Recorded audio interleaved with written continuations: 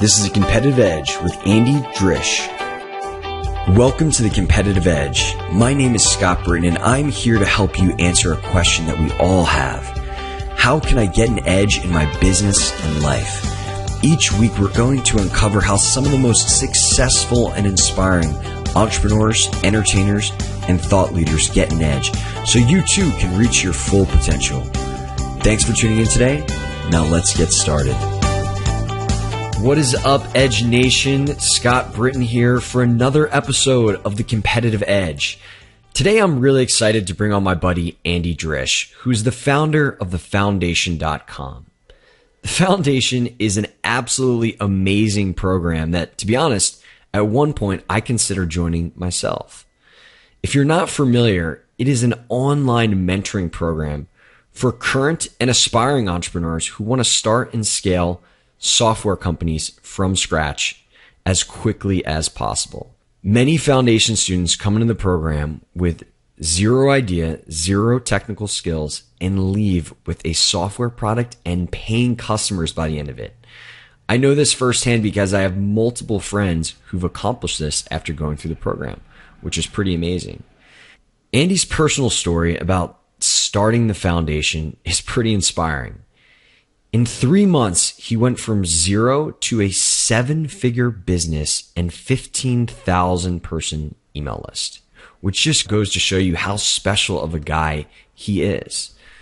In this interview, we're going to talk about some of the main things that he's learned in building the foundation, like what holds people back from taking action, what are the most powerful copywriting exercises you can do for your business, and how to get inspired. And lastly, we talk about a concept that we both get really excited about by the end of the interview. And it's how to find your creative genius, or that one thing that you were meant to do and have the ability to be the absolute best at. And we're pretty sure that this might be the secret to getting all the things that you want in your life. So we're going to talk about that. We're going to talk about some exercises you can do, some books to read, to figure out what your unique creative genius might be. And this could be the thing that helps you get all of those things you want in your life. So I'm just really excited to really dive into that today. So let's not wait any longer and go ahead and hear from my buddy, Andy Drish.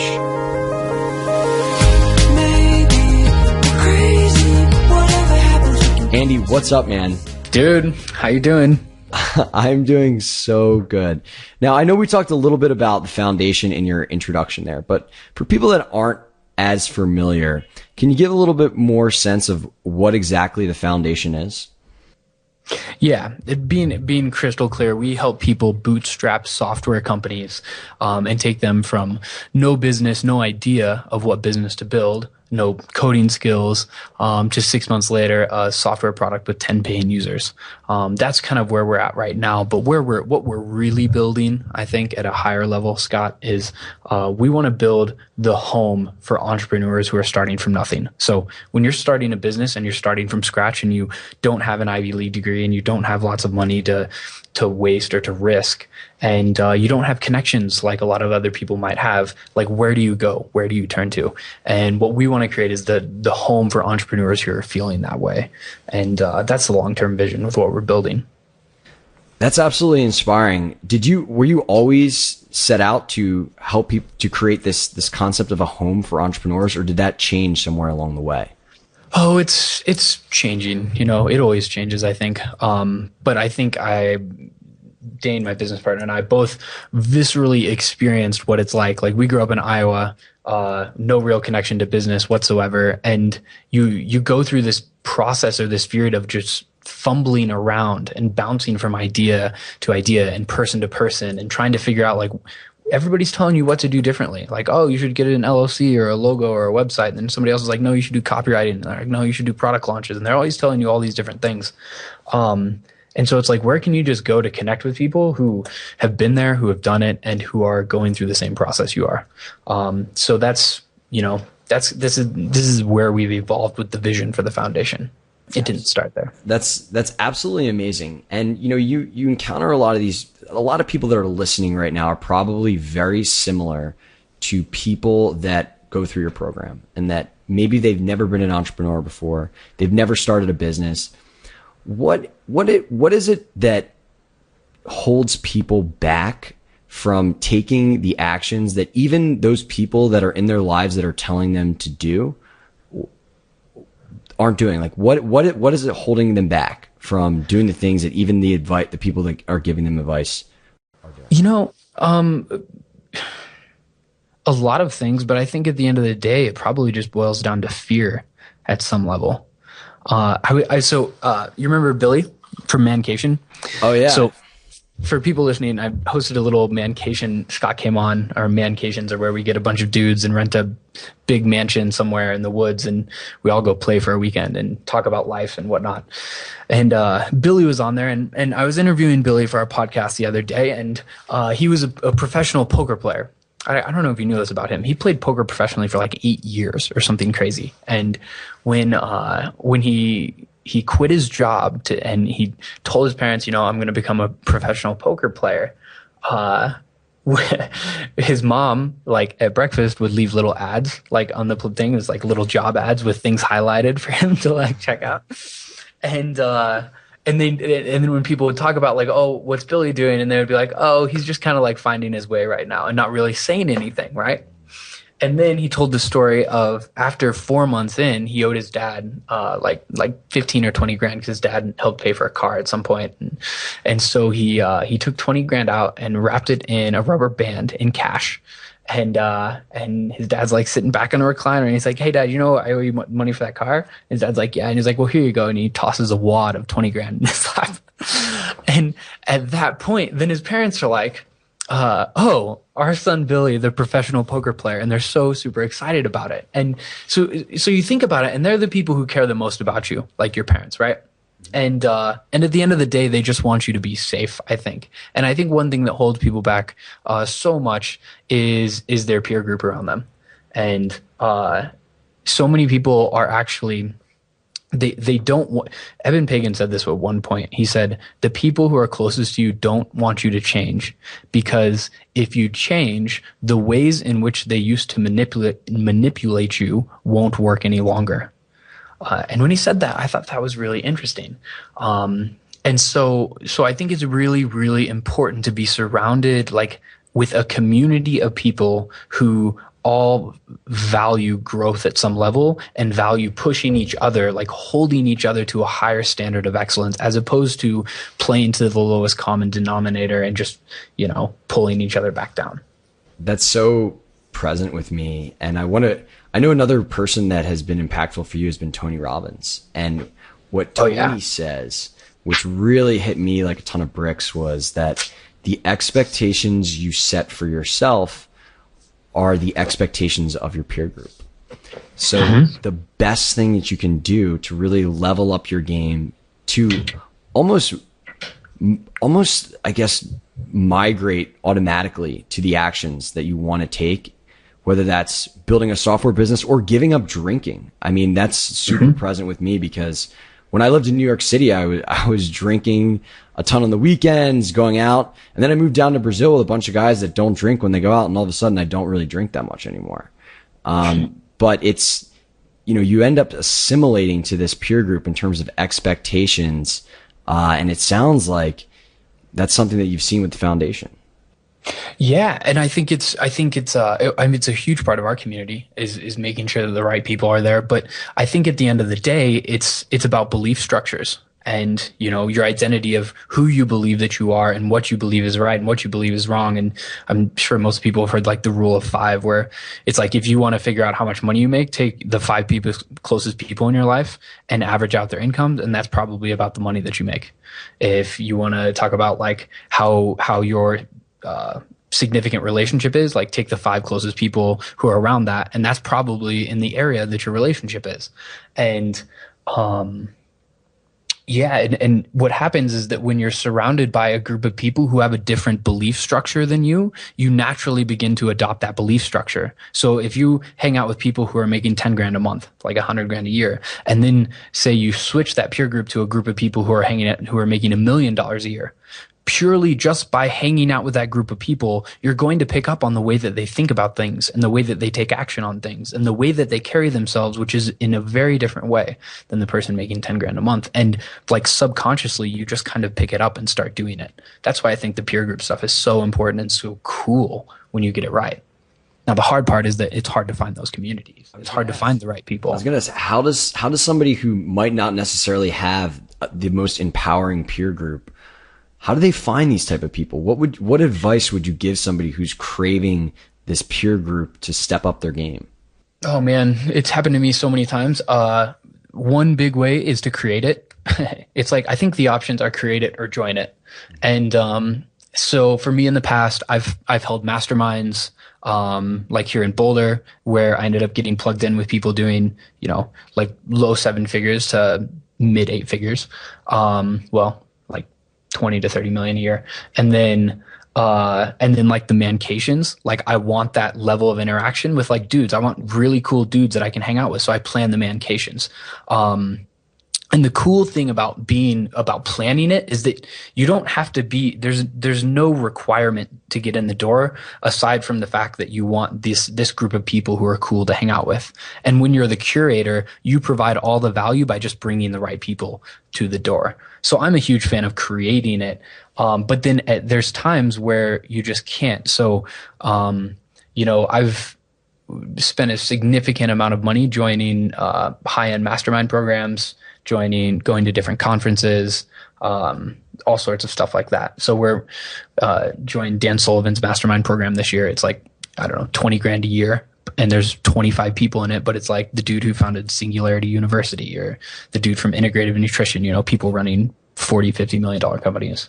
I feel like there's two types of people. There's the people that get that investment and they get that one connection could be worth the entire thing because it could change your life. And there's people that just look at the couple $1,000 mastermind or, the trip, the $1,000 trip, a couple $1,000 trip from Brazil to Colorado. I don't know anybody who's done that. And they don't see the value. What would you say to these people, who are stuck, who don't have this peer group yet aren't willing, don't see the value in that type of investment? They might not be ready for it, or they might just be missing it. And I think it's one of those things that you almost have to experience for yourself first. It's like I grew up in the Midwest, barely ever went outside the Midwest until college when I studied abroad in New Zealand. And then when I traveled for the first time and I experienced what traveling was like, I was like, oh my God, this is incredible. And that was the defining moment of why I wanted to build a business online so I could travel, and play. And I think what happens is that once you get a taste of it, once you get an experience where you are surrounded by like your people, you'll never go back.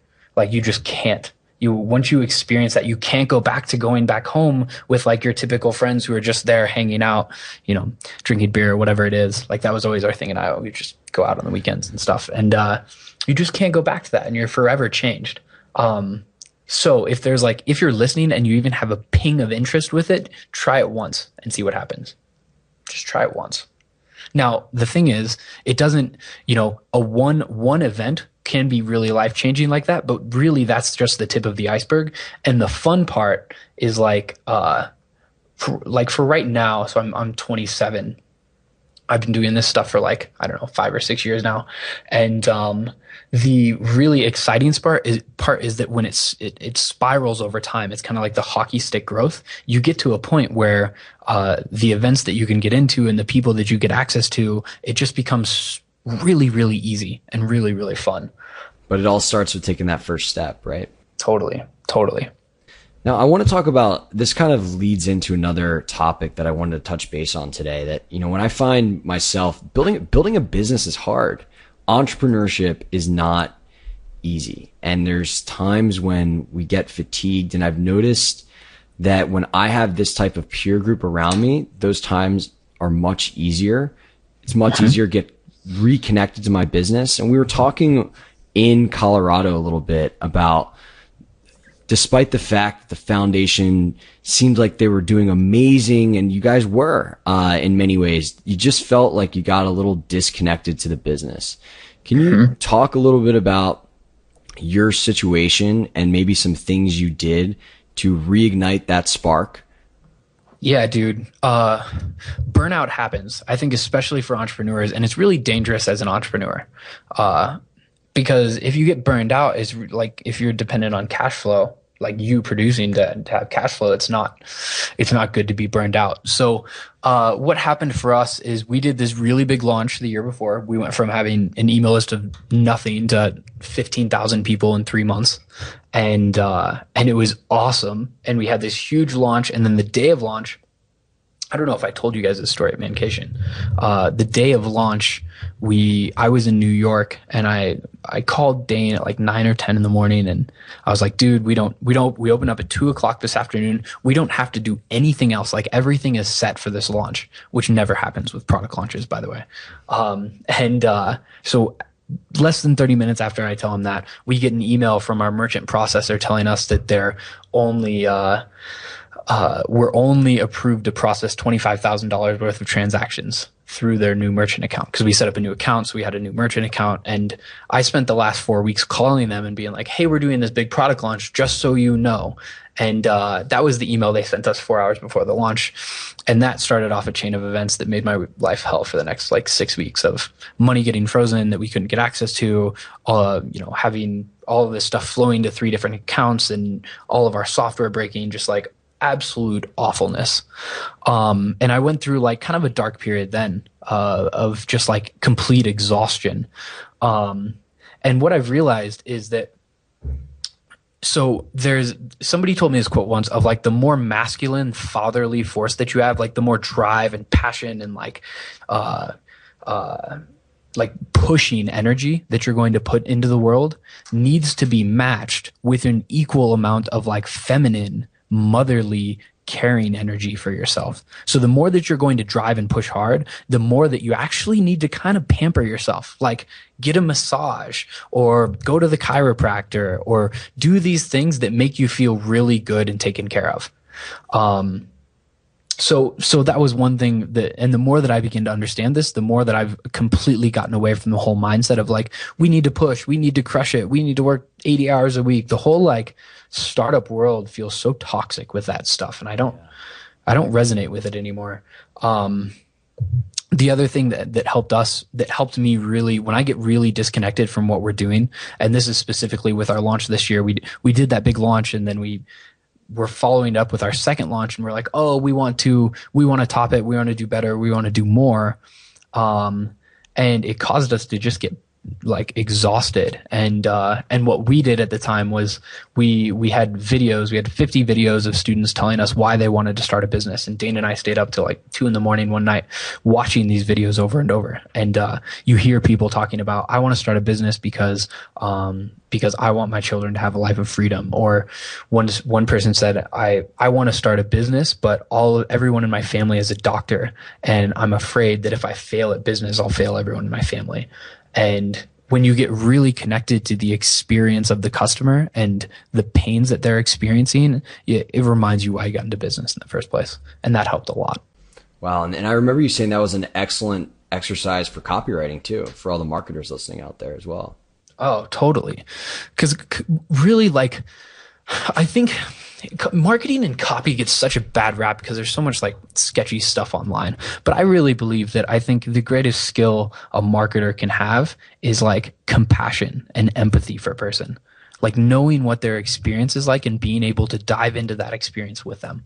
And when you do that and you see like the struggles that people are going through, like, your copy is definitely going to get better because you can relate to them and you can go through that emotional experience with them, for sure.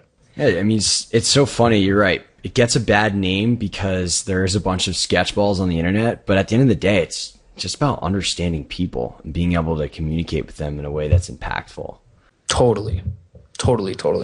Andy, so I was talking to my roommate Ben the other day, and he told me that you've discovered this thing and we're really excited about this idea of helping people discover their genius. Is that something that we could talk about today?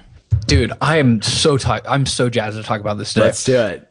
This is like So this is it feels like the culmination of like 6 years of researching stuff, and I'm finally getting it, I feel like. So when I was 21, I was working in corporate America, and they sent me to the Inc. 500 conference. And the Inc. 500 is the 500 fastest growing businesses in America. So people who are quadrupling their sales year after year after year, which is such a super high energy, like fast paced environment to be around. And one morning we actually, I was with Principal Financial Group, and we were one of the core sponsors. So as us and American Express were the two sponsors of the event, or two main sponsors, I should say. And one morning I was getting coffee, and, I was 21 and super talkative and wanted to meet everybody there. And so I started talking with this guy in line for coffee, and I was like, so what do you do? And he's like, I help people create exponential growth in their life. And I was like, really? How do you do that? Right? Like, that sounds fun. And he explained to me that he's like, if you're looking at the world through a lens, like through a lens of like the direction that you're looking, you actually have blind spots, just like you would in a car. And in these blind spots, there's spaces that you can't actually see that are affecting you. And when you shine a light on the blind spots that you have, it's like unleashing yourself. It's like cutting the chain that's been holding you back, but you don't know that it's actually holding you back because you can't see it. And so I was like, this sounds awesome, dude. Like, where do I learn more about this? And he's like, go to Landmark Forum. That's the first place to start. So I went to Landmark Forum. That was the first like personal self-help thing that I ever did. And since then, I've been really interested in like self-discovery. So I've done like all the Tony Robbins stuff, like all sorts of transformational self-help things. I've talked to an astrologer, a numerologist, a psychic, intuitive, like all sorts of crazy stuff. And the thing that I've discovered a few months ago is from Dan Sullivan, and he talks about this idea of unique ability, or your unique genius. And your genius or your unique ability is something that you do automatically. It's something that gives you endless amounts of energy. You've been doing it almost your entire life, and you are the best in the world at it, or you are one of the best. You just don't even know it. And the reason why is because you've been doing it for so long, and our entire society conditions us to believe that work is supposed to be hard. The things that are easy and effortless that you shouldn't get paid for. You have to get paid on stuff that's actually hard for you to do. But the truth is, if you figure out what your genius is, you can build your entire life around what your genius is. And that should be the only stuff that you do, because that's the stuff that gives you energy. And surprisingly, well, or not surprisingly, at the same time, it's the activities that provide the most value to the world. So my entire thing now is I want to help people discover what their genius is. And it doesn't matter if you want to be an entrepreneur or if you want to work for somebody else. But this whole idea of figure out, like, at a high level, what is the thing that you do better than anyone else? And then what are the activities that encompass that, and build a life around it? So in my life now, like, I have an assistant who takes care of pretty much all shopping, house related stuff, cooking, cleaning, all of like the domestic stuff that I generally hate. We've got our team that takes care of so much other stuff, so I can really stay in my zone, which is, like I talked about earlier, or like you said in the beginning, I'm a ninja at connecting deeply with people and helping them align with their greatest genius or their greatest skills or whatever it is to create exciting new possibilities for their life. So if you and I spend time together, you're going to walk away feeling excited about possibilities that didn't exist for you before. That's where, like, I'm a ninja, and everywhere else I'm like subpar. And if I can just build a life around just that skill, it's so exciting to me. Wow, that is amazing. That is absolutely amazing. And I think you're selling yourself short a little bit when you say that you're subpar at other things as somebody who knows you. But what would you say to people that, I mean, this is an insanely powerful idea. I'm fired up literally just thinking about this, that we all have this one thing that we were more or less destined to do. Mm-hmm. What are the first steps for somebody to try to understand and find their particular unique genius? Dude, this is so cool. I'm glad you're asking this, because this is exactly what people should be going. This is the path they should be going down, in my opinion, anyway. So there's a whole framework that I took myself through, and it was a combination of books from Dan Sullivan's Unique Ability book, Gay Hendricks' The Big Leap book. And then I've been working with this coach who's been kind of rewiring my mindset around working versus like allowing. And allowing things to happen in our life. So, a rough frame of what I do with people is I take them through a handful of questions. The first one being, what's your favorite movie? What's your favorite character? What do you love about that character and why? Actually, let's do this with you, Scott. Let's do it. So I've been asked this question before. I'm excited for this. Cool. What's your favorite movie? Favorite movie is Rudy. Rudy. And favorite character? Rudy, I assume. It's definitely not the jerk coach. It's Rudy. Cool. How would you describe Rudy? He is a guy that, against all odds, against all people that didn't believe in him, went out and exceeded expectations. What characteristics do you think Rudy embodies? Heart, persistence, confidence in his abilities, and resiliency. Dude. So, for those of you who don't know Scott, like how on a scale of 1 to 10, like how much does that align with your perception of yourself? Pretty well. Very well. I think we have such a self-bias towards liking people that are like ourselves. Totally. So I think that is very much in alignment with the identity that I have for myself. Totally. So this is like the first step in the process. And this is more of like a fun, playful thing to get people opening up and experiencing a little bit. And it's becoming my new favorite question to ask people, because you learn so much about them without them really even knowing it, especially if they've never been through the question before. So this is the first question. And the process is like, the first thing is getting the data, right? And so there's this question. I'll ask people, what were the things that they loved to do when they were a child? What are the habits that everyone can count on them for over and over? Like, what are the things that they always do? We'll have people email the top 5 to 10 people in their life who know them most. And from that, they'll get feedback on what those people think their genius is or their unique abilities are. And then I'll have people go through every job that they've ever had and write down the tasks that they loved in those jobs. And so this is like the data process of like getting all the data out there on the table. And then the next phase is looking for the patterns. And so you look at all of these different things, what people think about you, what you think about yourself, what are the habits that you're constantly doing in your past experiences with your different jobs, what were the roles that you love doing, and you go through this process, and then all of a sudden you'll start seeing patterns that emerge. You'll see really common things that get you really, really excited. And then you take the patterns and you kind of distill the patterns eventually into a 1-sentence statement that describes exactly where you're a ninja. And then from this place, once we know exactly what that is, we go through a process of listing all of the activities in your life in 4 different phrases, from incompetent to competent to excellent to genius. And those are the 4 different quadrants of activities, if you will, where incompetent, you're just terrible at, like, for me, cleaning, cooking, laundry, hate it. Competent, you can do it, but it sucks all of your energy away. Excellence, you can do it for a period of time, and you might be actually really, really good at it, but it's a learned skill. It's not something that rejuvenates you and gives you more energy when you're done. And genius is the stuff that gives you energy when you do it, and you can do it forever. And there's probably a very small number of tasks. For me, there's only 3 for the most part.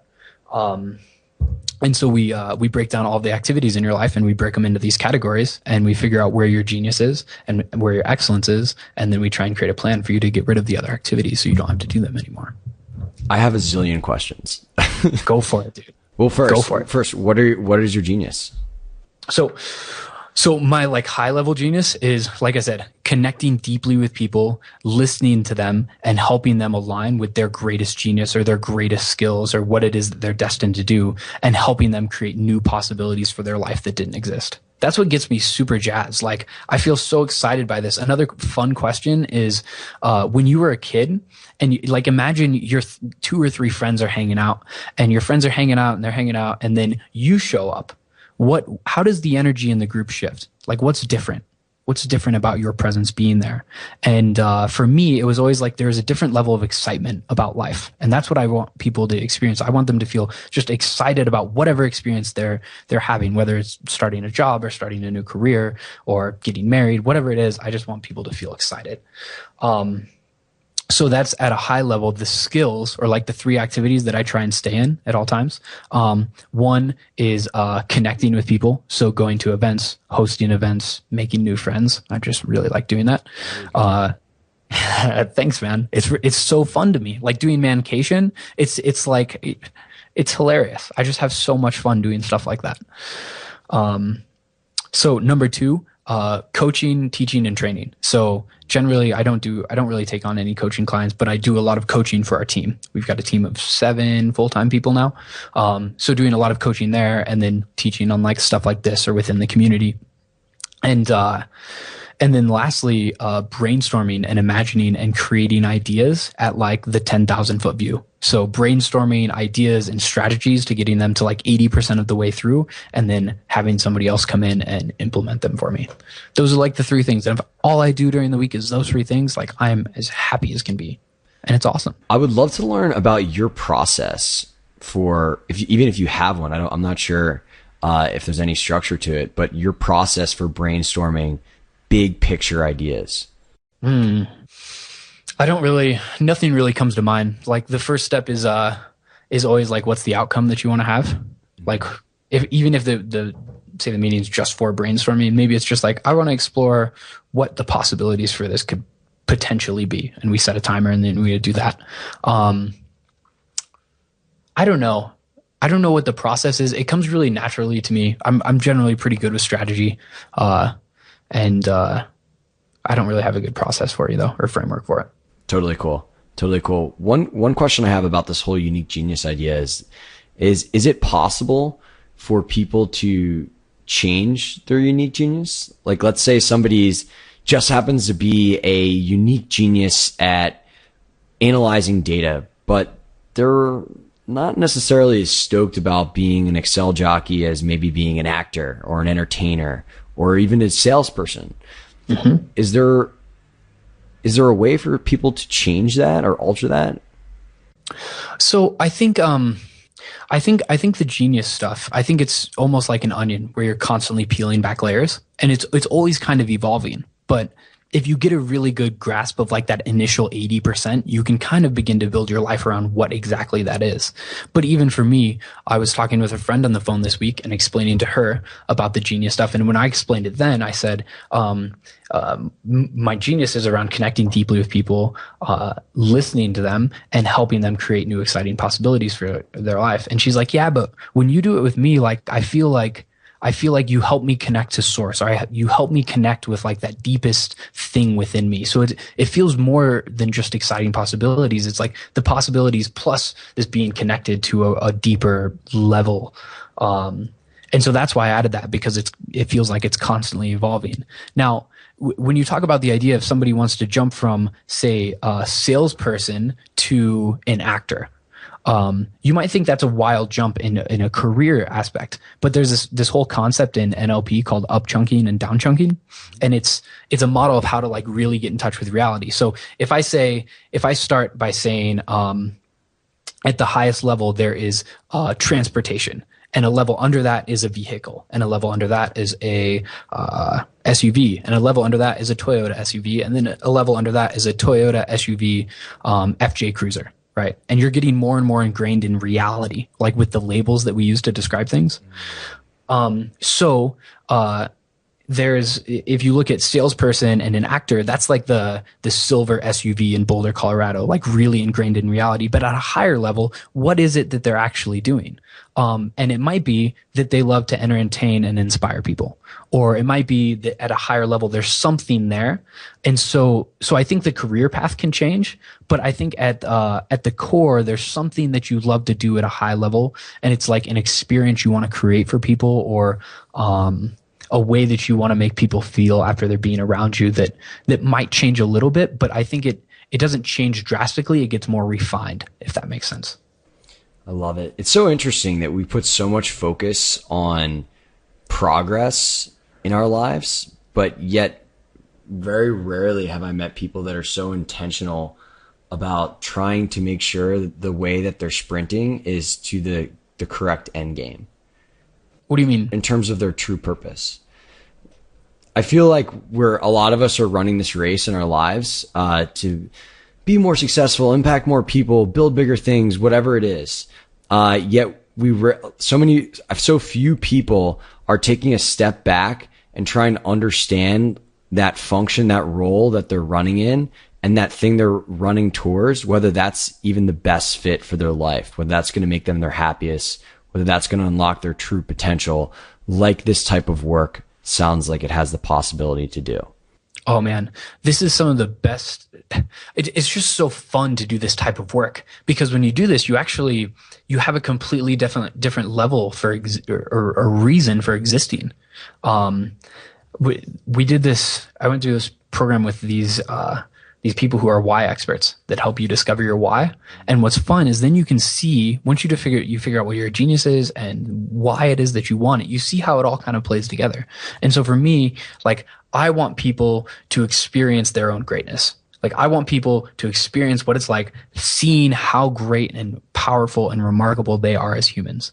And I think that's why the genius piece of helping people create new, exciting possibilities for their life that are tied to what their greatest purpose is so exciting for me. But that's just me, you know?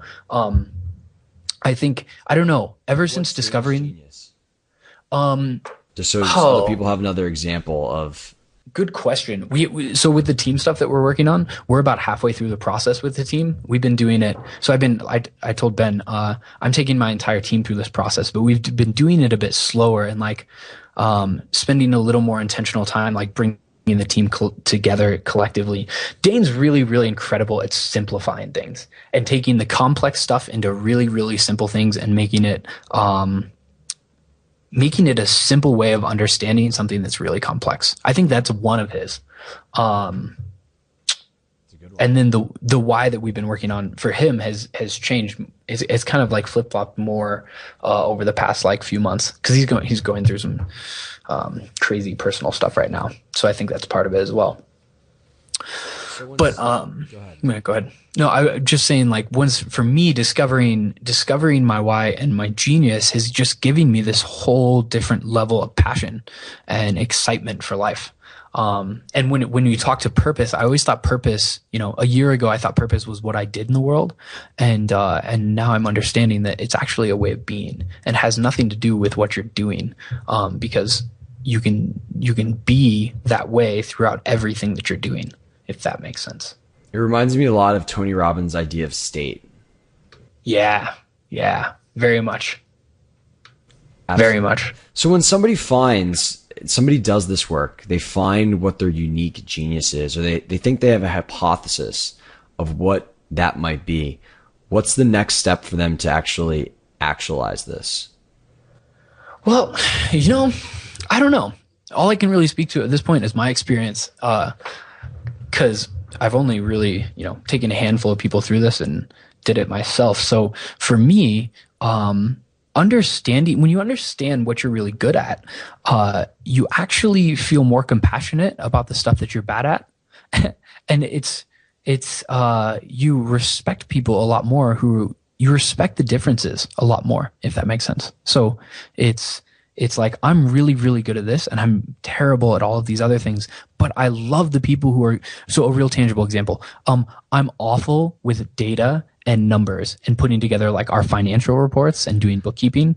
Like, I'm so terrible at that stuff. But in January, I hired Lauren full time, and she loves it. Like, she geeks out on knowing numbers and going through spreadsheets and figuring all of that stuff out.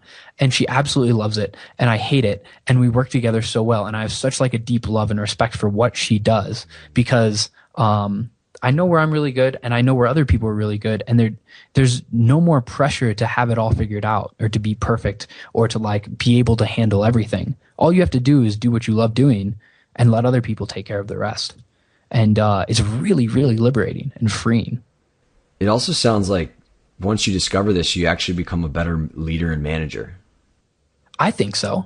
That at some level, that's my entire purpose. Like, so I'm running the foundation, and that's my entire purpose. And in that role, at some level, is to get people in their zone of genius and align their genius with the vision of the company and the mission of the company, and knowing of where we're going as a whole. Where does their genius plug in? And making it so that people just play in those zones. Because when you're doing that, it's not work anymore. Like, because you're so aligned with what you're born to do, it's fun, it's play, it's exciting. You get to do it. You don't have to do it. It's a choice. And that's the culture I want to build. That's the company that I would want to work for sure. Just thinking about the possibility if everyone in the world was in that state where they were in their zone, where they were doing the things they loved, like what would be possible for the world? It's just such an amazing prospect to think about. Dude, I know, right? Like when I think about that, how cool would that be? And it comes back to like, I feel like the world is insane. Like, what is wrong with this idea that we have to work hard and that we have to do the stuff that doesn't come naturally and easy to us because we have to build character and pay our dues and do all of this like shit that we hate doing, for some unknown reason? Why not just do the things that feel really natural, that we love doing, and create a culture, or a business where that is like the frame for everybody working in the company? I freaking love it, dude. I think the world would be such a better place if everybody knew what their genius was. That's why I'm so excited. I feel like this is something I could dedicate my life to, helping people discover. It's certainly a worthy pursuit. That is for sure. I think too, like one of the reasons like why we potentially might feel these external pressures to do crap that we don't like all comes back to what we originally started talking about, which was the whole peer group and the people that influence us. It's our parents or our friends or our teachers or coaches or whatever it is that are instilling these expectations in our lives to do these things that we don't actually want to do. Yeah, totally. Man. Totally. How many times your parents are like, oh, you just have to do it for a little while, or just pay your dues now, or go work that corporate job because being an entrepreneur is too risky. Like all of these different things. It's crazy. Yeah, man. I feel that. I feel that in my own life today. And I love my parents to death. Me too. But my path is insanely different from theirs.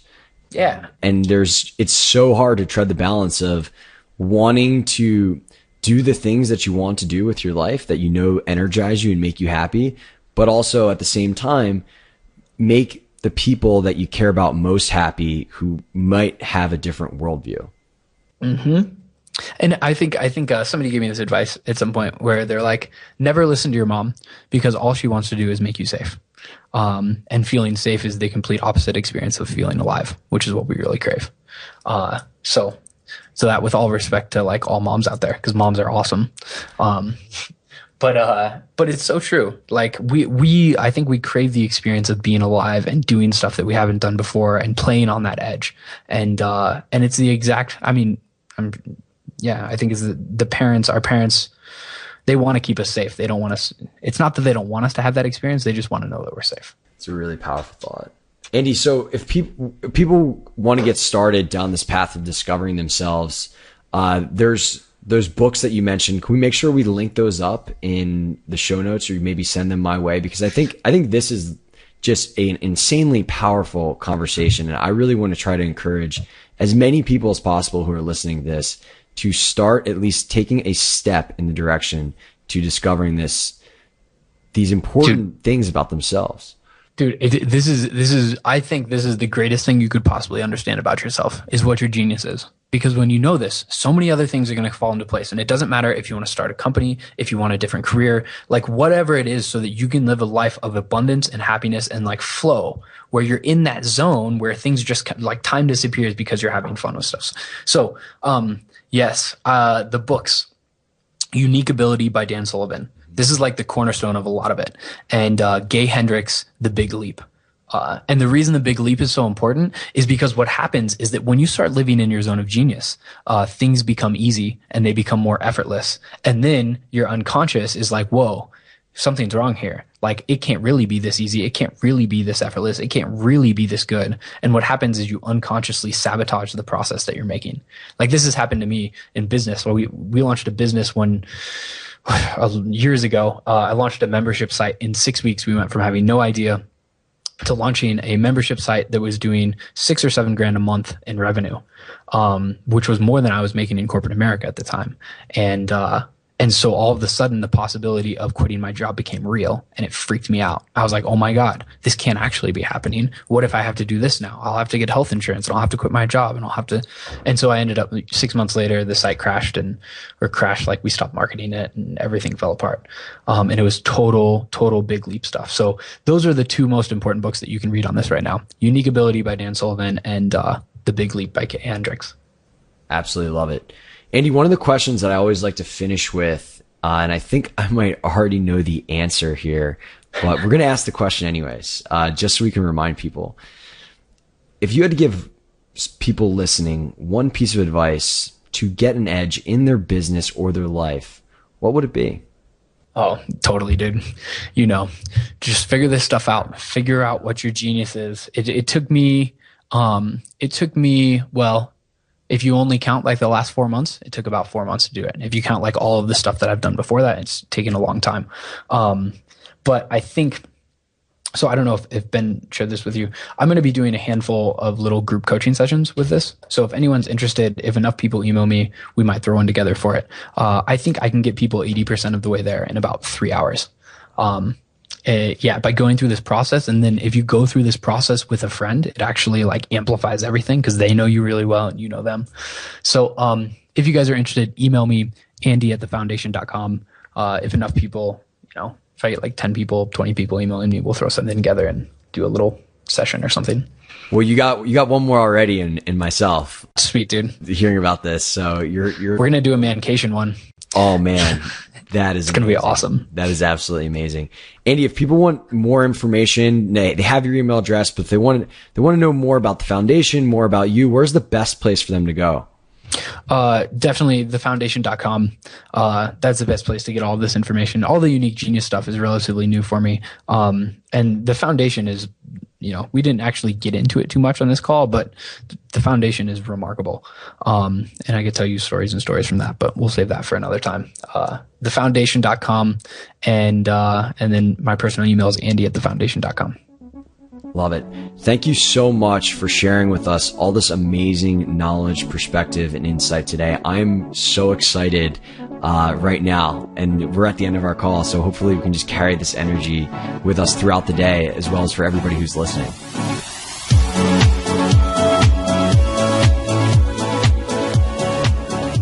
Before we finish up with today's Mindshare, I just want to say thanks for listening to another episode of The Competitive Edge. If you enjoyed the ideas in this episode and want access to all the conversations, tactics, and mind shares we'll be sharing in the future, the best thing you can do is subscribe to The Competitive Edge on iTunes. And while you're there, if you felt like this show has made a positive impact on your day, it'd be great if you could leave us a review on iTunes as well.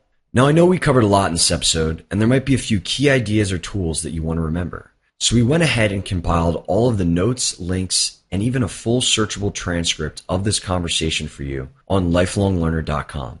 That's life-longlearner.com. I also want to give you the details on a cool contest I'm running right now at lifelonglearner.com/fun. By entering the contest, you'll have a chance to win everything from Amazon gift cards to a free month of having your very own dedicated virtual assistant to an opportunity to come and hang out with me and my buds for a few days where we'll teach you how to create your very own passive income stream. To enter this contest and learn more about everything we're giving away, head on over to lifelonglearner.com/fun. And now, let's dive into today's Mindshare.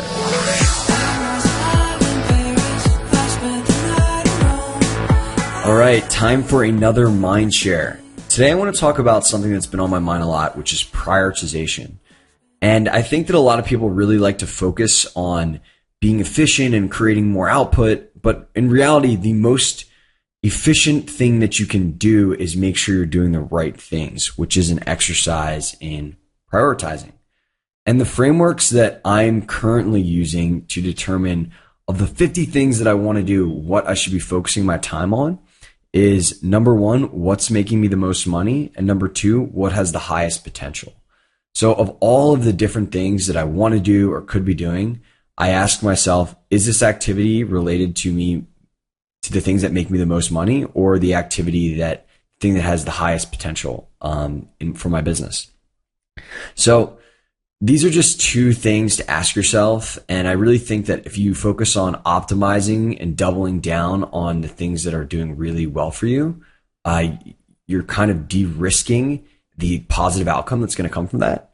And I think in terms of like, you also always want to constantly be innovating. And for me, this is why I like to focus on as well, like, what is that thing that has the highest potential? And truthfully, right now, I think that this podcast and making it the best podcast out there, which is going to take some time. It's going to take me learning and getting good at this, but making this the best podcast out there, I think has a lot more high potential for my life and things that I want to accomplish, rather than doing other things for my business, like optimizing my email funnels or changing copy or whatever it is. So that's just on my mind right now. And hopefully you can use this mind share to help you move forward in your life today.